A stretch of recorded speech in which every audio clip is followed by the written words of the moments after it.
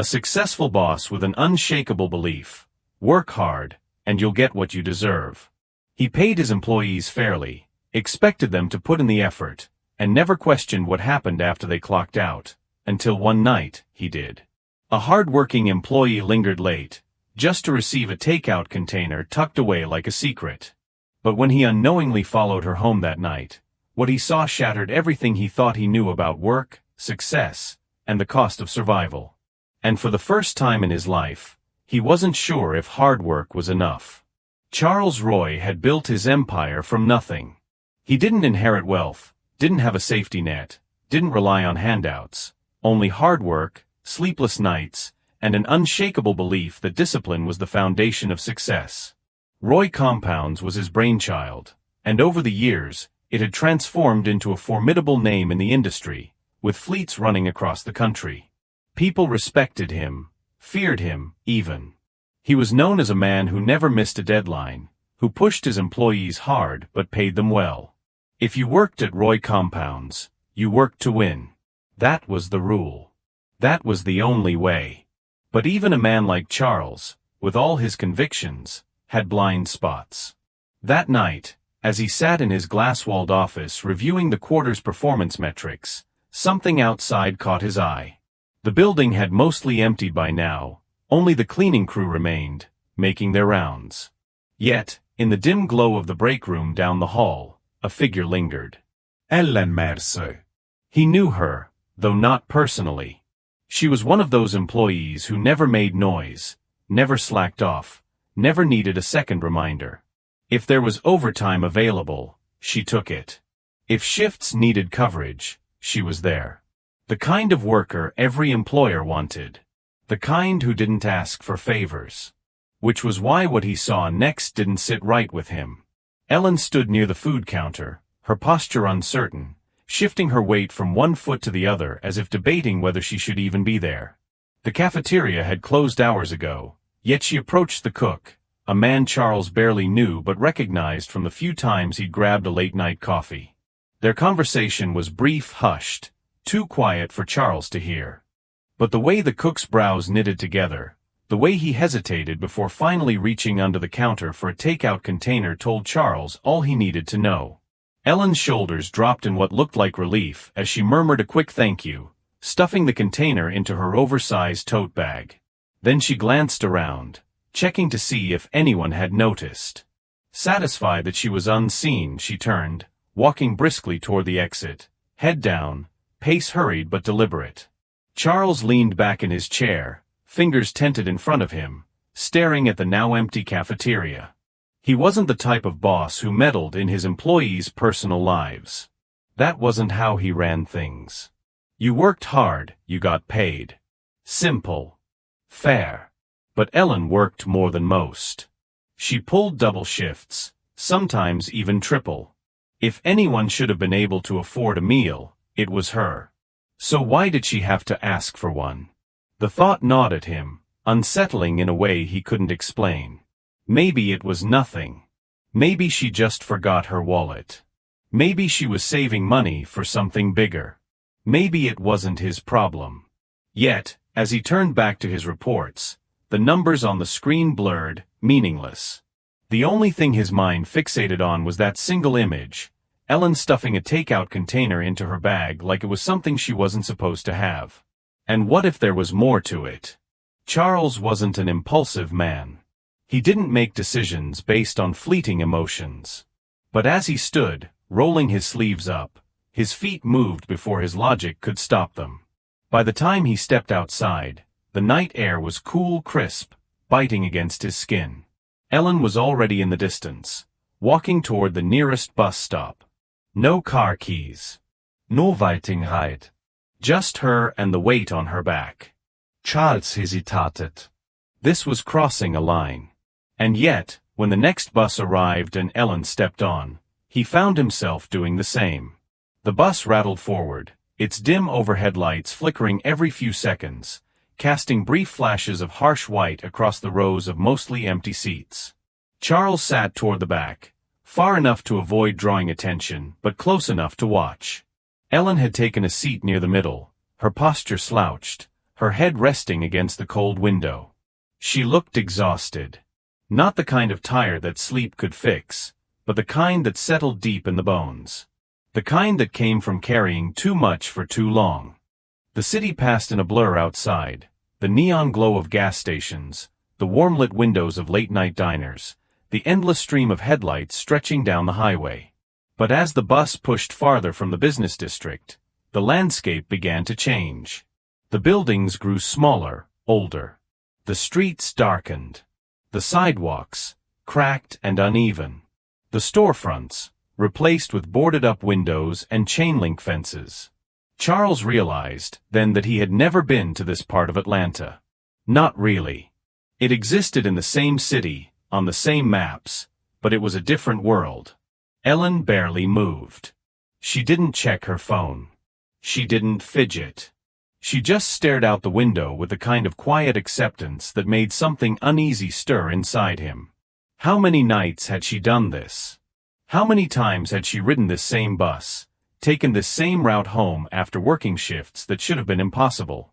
The bus slowed. Ellen pulled the stop cord without hesitation, like she had done it 1,000 times before. As the doors hissed open, she adjusted the strap of her tote bag, pulled her thin jacket tighter around her body, and stepped out onto the sidewalk. Charles hesitated. This was going too far. But his feet moved anyway. He exited a few paces behind her, keeping his distance, his hands shoved into the pockets of his tailored coat. The air smelled like rain on pavement, damp and heavy. Street lights flickered, some working, some not. The houses here weren't abandoned, but they weren't well kept either. Paint peeled from the siding.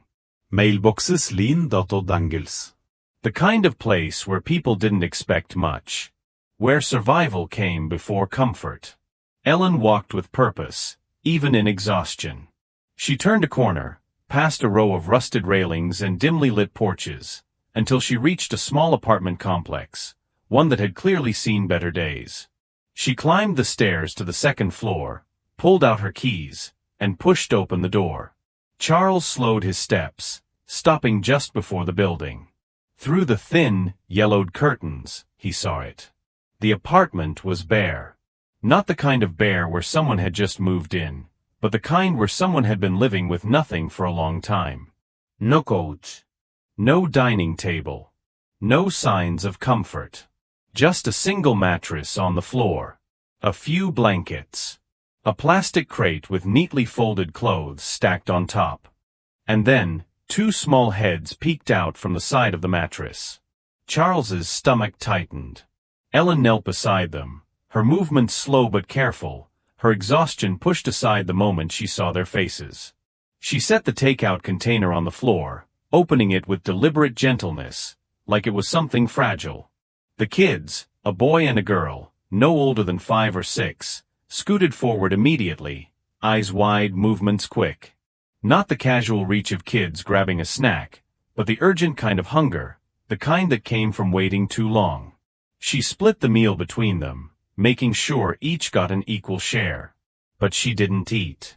She just watched. Charles stood there, the weight of the moment pressing down on him.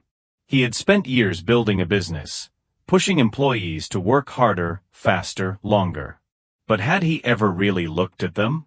Had he ever stopped to consider what happened after they clocked out? Ellen wasn't just working double shifts. She was surviving them. A gust of wind swept down the street, rattling a loose metal sign nearby. Charles took a step back, his mind racing, his chest tight. He needed to leave. This wasn't his business. He had already seen too much. But as he turned, a small voice cut through the night. "Mommy, are we going to have breakfast tomorrow?" Charles froze. Ellen hesitated just for a second. Then, with quiet certainty, she smoothed her daughter's curls back from her face and whispered, "Of course, baby. I'll figure it out." She smiled. But Charles saw it for what it was. It wasn't real. It was a shield, a fragile thing meant to comfort someone else, not herself. And just like that, something inside him shifted. Because this wasn't just an unfortunate situation. This was a broken system. And for the first time, he wasn't sure if just working hard was enough to fix it. The next morning, Charles sat at his desk, staring at his laptop screen. But the numbers in front of him blurred into meaningless shapes. For the first time in years, work didn't hold his focus. His mind was somewhere else. In a dimly lit apartment. On a cold floor. Watching two hungry children eat from a takeout container their mother had to ask for. He had spent the night turning it over in his head, trying to rationalize it, trying to convince himself that he had no obligation to get involved. Ellen had a job. She worked hard. He paid his employees fairly. If she was struggling, that wasn't on him. That was life. That was the way the world worked. Except, that logic felt hollow now. A soft knock at his office door pulled him back. His assistant peered inside, her expression unreadable. "Ellen Martha is here to see you," she said. Charles straightened, his expression smoothing into something neutral. He had spent the past hour debating whether he should be the one to call her in, wondering if there was a way to bring up what he had seen without making her defensive. But now she was here. Of her own choice. That meant something. Send her in. The door opened, and Ellen stepped inside, moving like someone bracing for impact. She looked just as exhausted as she had the night before, but there was something else in her eyes now, a quiet weariness, a hesitation that hadn't been there before. She sat across from him, hands folded neatly in her lap, her posture too rigid, too controlled. "You wanted to see me, sir?" Her voice was steady, professional, not a hint of emotion. Charles studied her for a long moment, debating how to start. He had rehearsed a dozen different ways to approach this, but now, sitting across from her, none of them felt right. So finally, he just said it. "I saw you last night." Ellen stiffened. It was slight, barely noticeable, but Charles caught it. "Excuse me. I followed you home." The words came out even careful, but there was no easy way to say it. Her reaction was instant. A sharp inhale. A flicker of something across her face. Confusion, then anger, then something colder. Her fingers curled into fists, but she didn't move. Didn't lash out. I don't understand," she said. But her voice had changed. It wasn't steady anymore. It was tight. Controlled. Like someone trying not to panic. "I saw you take that food home," Charles continued, keeping his voice calm, steady, giving her space. "I saw your apartment. Your kids." Her breath hitched.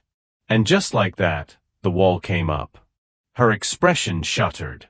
Her shoulders squared. And suddenly, the woman sitting in front of him wasn't just Ellen Martha, his employee. She was a mother protecting her children. A fighter refusing to break. Someone who had been through this conversation before and knew exactly how to handle it. "This isn't," she started, shaking her head, already preparing her defense. "I don't need." "I'm not here to judge you," Charles interrupted, leaning forward slightly. "And I'm not here to pity you, either." Ellen looked at him, then really looked at him, as if trying to gauge whether or not he was lying. She was used to being dismissed. Used to being told to work harder.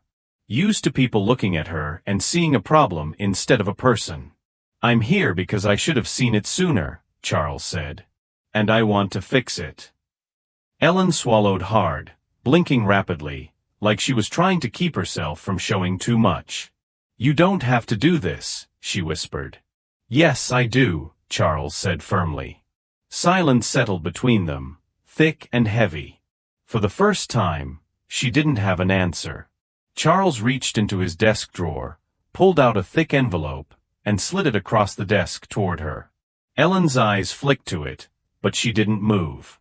"This isn't charity," Charles said before she could protest. "This is an investment. In you.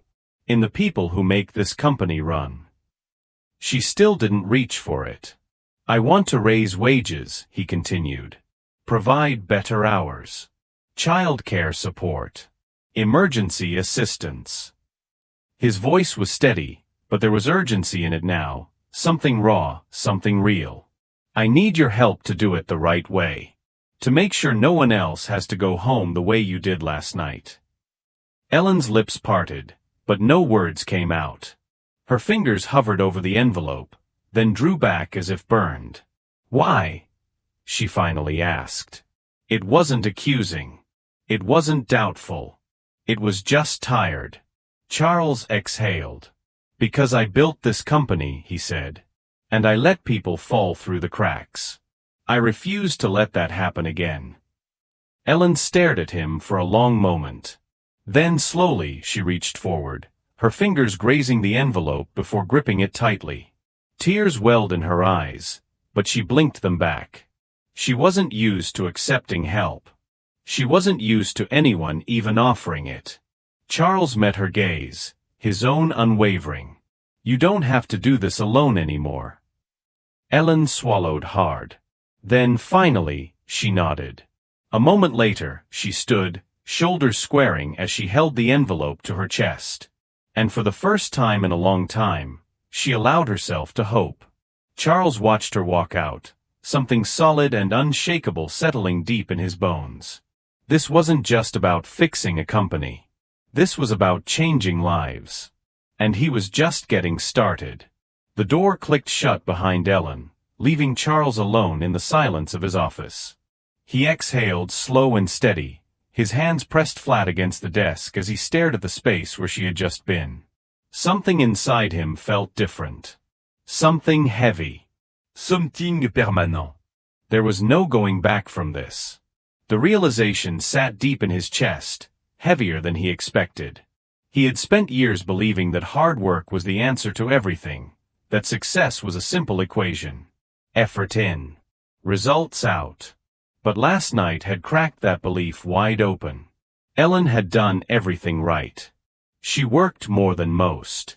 She never asked for help. And still, she had to beg for a meal. That wasn't failure on her part. That was failure on his. Charles let out a sharp breath, pushing back from his desk. His office, once a symbol of everything he had built, suddenly felt suffocating. He needed action. A plan. A solution. His fingers moved on instinct, dialing a number he rarely used. The call barely rang before a sharp, professional voice answered. Charles. Linda Carter, his chief financial officer. Her tone was clipped. Didn't expect to hear from you before our board meeting next week. What's on your mind? Charles didn't hesitate. I need to talk. Payroll. Benefits. Emergency assistance programs. And I need to talk about it today. There was a pause on the line. Then a low exhale. You're not the type to make impulsive decisions, Linda said carefully. What happened? Charles's jaw clenched. He wasn't sure he could explain it, the weight in his chest, the way Ellen's quiet exhaustion had settled in his mind like a splinter that wouldn't budge. But he had built this company with Linda from the ground up. If there was anyone who would understand, it was her. Let's just say I finally saw something I should have seen a long time ago. Another pause. Then the sound of keys clicking on a keyboard. All right, Linda said. Tell me what you're thinking. Charles inhaled deeply, forcing his thoughts into something structured. Something real. We need to raise wages, he started, his voice firm. I don't care how we do it, but we need to make it happen. And not just a couple of cents to keep up with inflation. He leaned forward, gripping the edge of his desk. I mean something real. Something that actually changes lives. Linda let out a low hum, the kind that told him she was already running numbers in her head. That's a big shift, Charles. We've got investors watching margins. There's going to be pushback. Let them push, Charles said. We're a logistics company, Linda. We move product. We keep the supply chain alive. And the only reason we do it so damn well is because of the people on the ground. The ones in the warehouses, the ones in the trucks, the ones who pull 16-hour shifts and don't complain. He exhaled sharply. I built this company on the belief that hard work pays off. But what if it doesn't? What if we're taking more than we're giving? Linda didn't respond right away. When she finally spoke, her voice had shifted, no longer skeptical, but thoughtful. Calculating. You're serious about this? Dead serious. Another pause. More typing. All right, Linda said. Then let's do it. We'll start with the numbers. I'll put together models on wage increases, see where we can shift funds without gutting the bottom line. You want to talk benefits too? Yes, Charles said immediately. Child care assistance. Emergency support. Maybe even tuition help for people who want to move up. I don't want band-aid fixes, Linda. I want long-term solutions.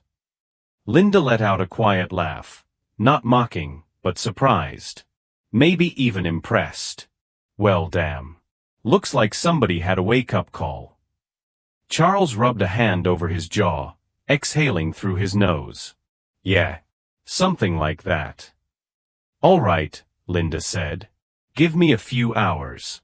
I'll have a preliminary report by the end of the day.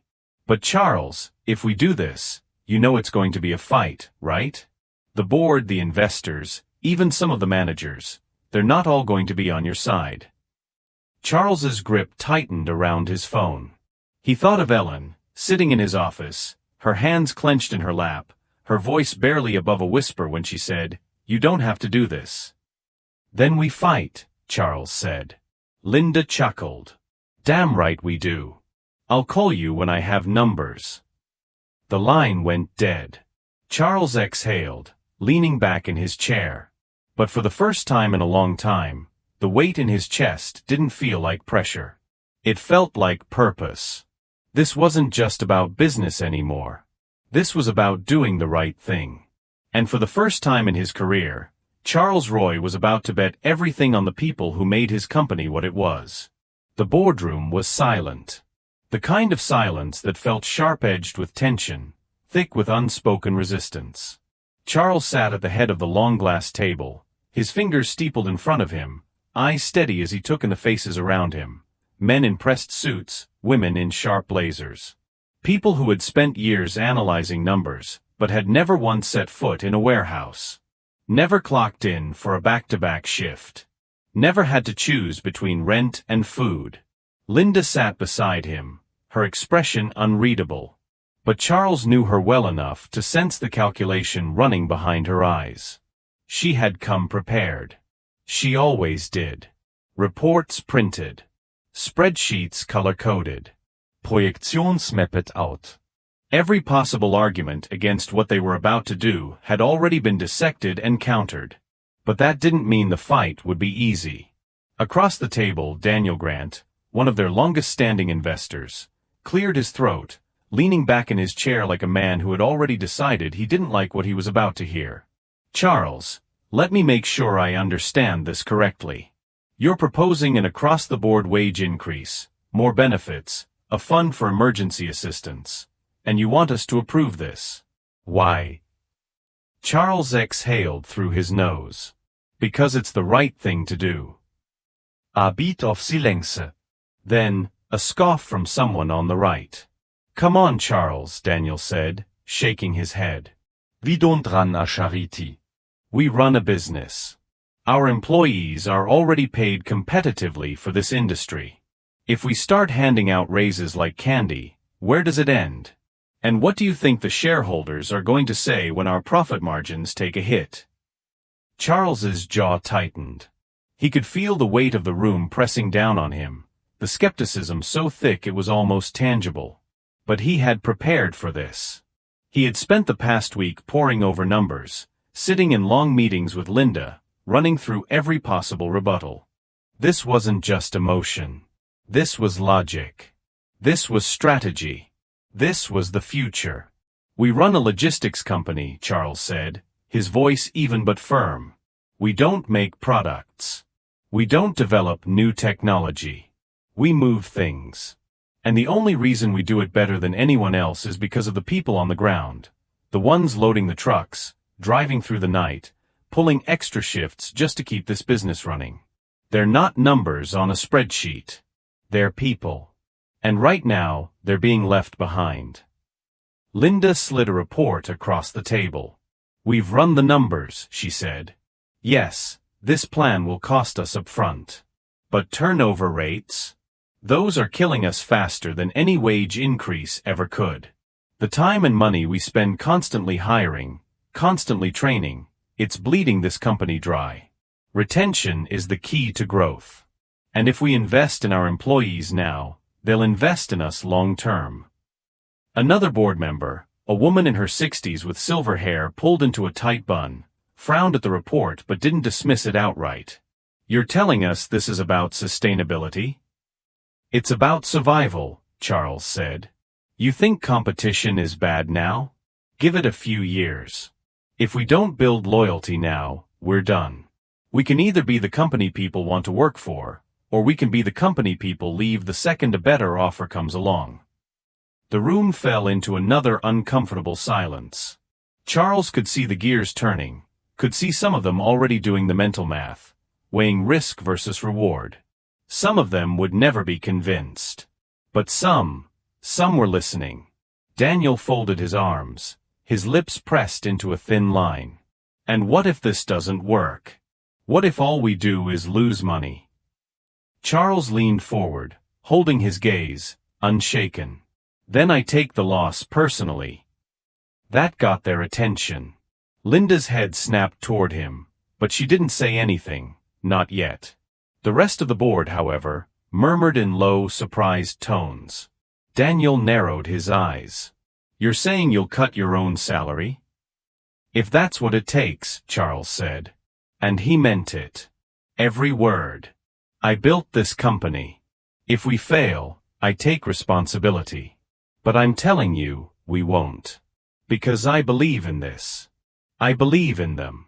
And if I'm willing to put my own paycheck on the line for it, then you better start asking yourselves why you're not. Another silence. Then finally, the woman with the silver hair, Catherine, one of their oldest investors, sighed and pushed the report back toward Linda. I think, she said slowly, carefully, it's time we start thinking about more than just the next quarter. I vote yes. Linda's fingers tapped once against the table, subtle, but Charles caught the small sign of victory. One by one, the votes fell into place. Not unanimous. Not without resistance. But enough. Enough to change everything. By the time the meeting ended, Charles stepped out of the boardroom into the hallway, the weight in his chest finally lifting. Linda walked beside him, glancing up at him with a knowing look. When you said you were serious, she muttered, I didn't think you meant your own damn salary. Charles let out a low breath. It worked, didn't it? Linda shook her head, but he caught the small smirk she tried to hide. Yes, she admitted. It did. They stopped near the elevators, the hum of the office filling the space around them. Outside the glass walls, employees moved through their day, loading shipments, answering calls, keeping the company alive in ways the board would never fully understand. Charles looked out over them, his jaw set, his conviction solid. It wasn't just about one woman anymore. It wasn't just about Ellen. It was about all of them. Every worker who had ever pulled a double shift. Every driver who had ever missed a holiday. Every person who had ever worked themselves into the ground just to scrape by. For years, he had believed in hard work. He still did. But now, he believed in something more. All right, Linda said, crossing her arms. Now that we've got approval, who's telling the employees? Charles exhaled, rolling his shoulders back. I am. Linda raised a brow. You sure? This is going to be a shock. Yeah, Charles said, nodding. Already stepping forward. Already ready for the fight ahead. And I want them to hear it from me. Join us in sharing meaningful stories by hitting the like and subscribe buttons. Don't forget to turn on the notification bell to start your day with profound lessons and heartfelt empathy.